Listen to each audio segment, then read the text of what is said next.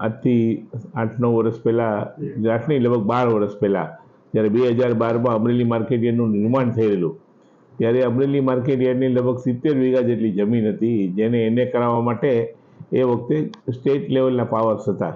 પણ એને માટે એપ્રૂવ કરવા માટે અમરેલી ટીપીઓમાંથી એના મેપ નકશા એપ્રૂવ કરાવવા પડે. અને એ વખતે આ જ સાગઠિયાના મોટા ભાઈ કેડી સાગઠિયા એ વખતે ઓરડામાં હતા અને એને પાસે અમરેલીનો ચાર્જ હતો. એટલે એમની પાસે આ નકશા એપ્રૂવ કરવા મોકલ્યા અમરેલીના માર્કેટ યાર્ડના સત્તાવાળાઓએ. પણ એ ડિલે થતું હતું અને સામે માર્કેટિંગ યાર્ડે નાબાર્ડ પાસેથી 25 કરોડની લોન લીધેલી આ માર્કેટ યાર્ડ બનાવવા માટે. લોનનું વ્યાજ ચડતું હતું અને વેપારીઓને હરાજી કરીને અગાઉથી એડવાન્સમાં એને ડિપોઝિટો પણ લીધેલી અને અમુક સમયમાં દુકાનો બાંધી આપવાનું વચન હતું. એટલે માર્કેટ યાર્ડના શાસકોને પણ ઉતાવળ હતી.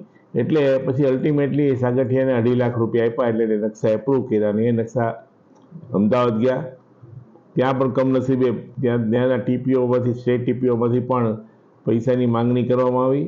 અને જ્યારે આ આખી વાત, આ ઘટના જ્યારે મારી પાસે ફરિયાદ સ્વરૂપે આવી, ત્યારે મેં એ વખતના મુખ્યમંત્રી આનંદીબેનને ટેલિફોનિકલી જાણ કરી. એમણે અમને રૂબરૂ બોલાવ્યા, ગાંધીનગર અમને સાંભળ્યા અને તાત્કાલિક એમણે અમારી આ વાત ક્લિયર કરી આપી અને માર્કેટિંગ યાર્ડને એમની જે એને કરવાની જે ફાઇલ હતી એ ક્લિયર થઈ ગઈ. પણ એ ઇન બિટવીન સાગઠિયાને તો ઓલરેડી 2.5 લાખ અપાઈ ચૂક્યા હતા.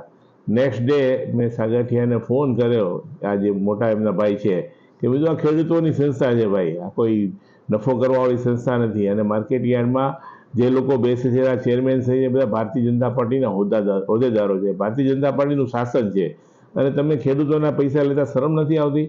તમે આ પૈસા તાત્કાલિક અમને પરત મોકલો, નહીં તો અમે તમારી સામે વિધિવત ફરિયાદ કરશું. બીજે દિવસે અમને અમરેલી બેઠા આ પૈસા મળી ગયેલા. અને આ જ ઘટનાની વાત કરતાં કરતાં મેં હમણાં જ અમારા માર્કેટ ચેરમેન સાથે વાત થઈ. એમણે હમણાં એક વધારાની જમીન લીધેલી છે અને એ જમીન માર્કેટ યાર્ડના એક્સપેન્શન માટે લીધેલી છે.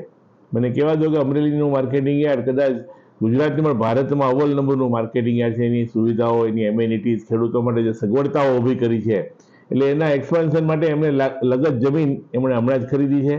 અત્યારે જે નિયમો છે એ પ્રમાણે એમણે કોઈ પણ સરકારી માર્કેટિંગ યાર્ડ આવી જમીન ખરીદતા પહેલાં એમણે એના નિયામકની મંજૂરી લેવી પડે.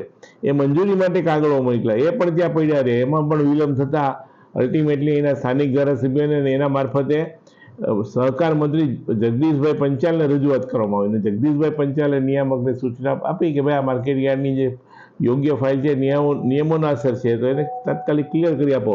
પણ એ દરમિયાન આચારસંહિતા આવી ગઈ.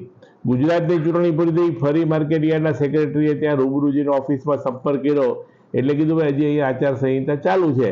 પણ એ વખતે ત્યાંના ઓફિસ સુપ્રિન્ટેન્ડન્ટ કોઈ ચૌહાણ કરીને છે, એમણે માર્કેટ યાર્ડના સેક્રેટરીને એમ કીધું કે ભાઈ તમે અમારા સહકાર મંત્રીશ્રીનો ફોન આવી ગયો છે નિયામક ઉપર, એટલે તમારી ફાઇલ ક્લિયર તો કરવાની છે, પણ તમારે લોકો અમારું તો સમજવાનું છે.